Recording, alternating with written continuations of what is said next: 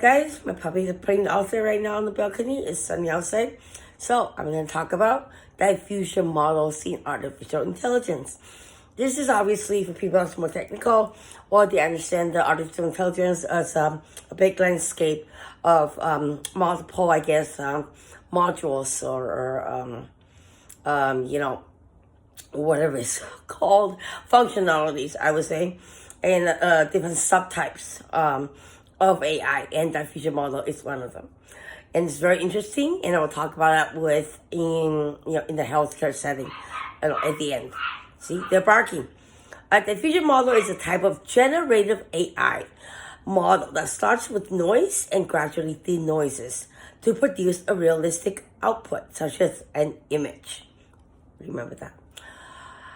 More concretely, in the forward process, you take a real image and add noise step by step until it becomes essentially random noise. In the reverse process, this model is trained to learn how to go backwards, which is from noise to less noise to clean image. So you're linking noise and image together, and just remember that, okay? Noise, image, and think about autism, okay? By the end of the episode, I will talk about it. Because of this, diffusion models have become one of the state-of-the-art approaches for tasks such like text-to-image generation, image editing, and more. Facial recognition is probably one of them as well. Image generation tools like Stable Diffusion are based on diffusion algorithms, which is a specific kind of AI design that has powered the boom in the AI-generated art.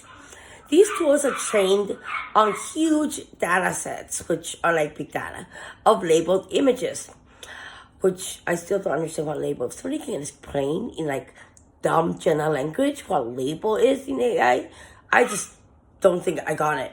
Anyways, reply if you can answer my question. Thank you. All right, essentially, they learn patterns between pixels in images and those patterns' relationship to words used to describe them. The end result is that when presented with a set of words, like a bear riding a unicycle, a diffusion model can create such image from scratch.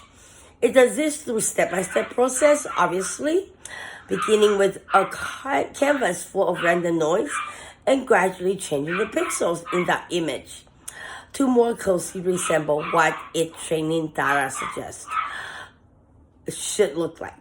Diffusion algorithms are now so advanced that they can quickly and easily generate photorealistic image. The availability of these tools has led researchers to worry about the impact of diffusion algorithm and on the disinformation and targeted harassment. Difference between disinformation and misinformation, I just looked up. Disinformation is when someone actually know that it is false statement and still put it out there for the general public to look.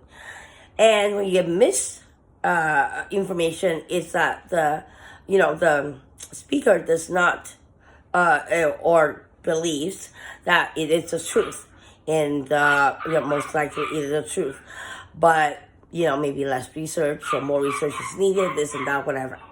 All right, so there are also concerns about AI generated pornography. So I will start with the autism application, which is a little bit more simple, or I would say controversial. If images can be created in which autistic children might use them, usually, they're artistic or they're musical, to explain their thoughts, needs, and wants, diffusion models in AI can become widely available to assist and to improve our understanding of autism and how to target the most appropriate therapies and treatments to bring out their best, such as music, such as art.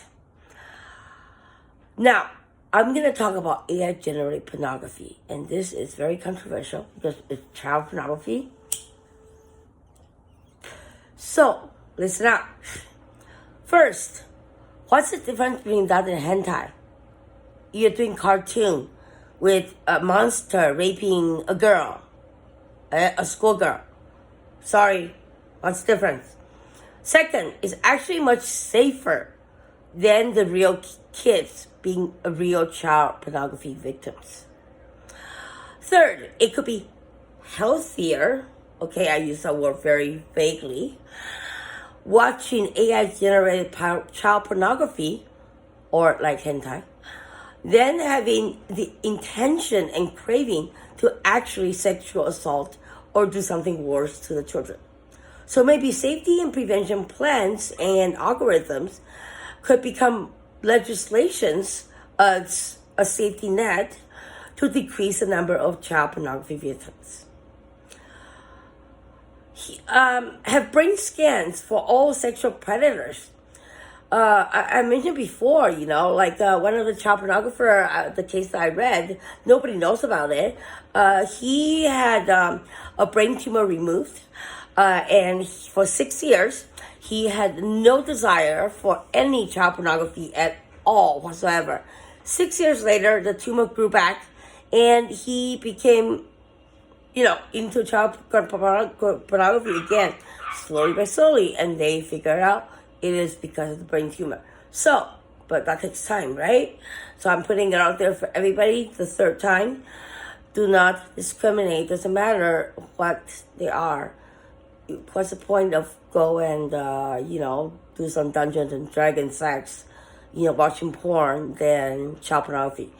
So lastly, I want to say, I am not condoning child pornography. Okay, that's not my point. My point is discrimination. And also the understanding that it could be medical. So, I'm putting it out there, so it can use non-invasive brain surgeries, which are available now, and research is still ongoing very fast. So you can have brain surgeries or brain, alteration or whatever you call it, that can actually correct the underlying problem if the brain is fixed. Okay, much like hormonal therapy for rapists that they have chosen, as part of the treatment plan, if they're convicted in the USA. As much as I know, it's only in USA so far. So that's it for today. It's a little bit long, but, I hope people that seem to generative AI and, other parts of AI will listen to this. And please comment and please subscribe. I really appreciate you guys. Thank you.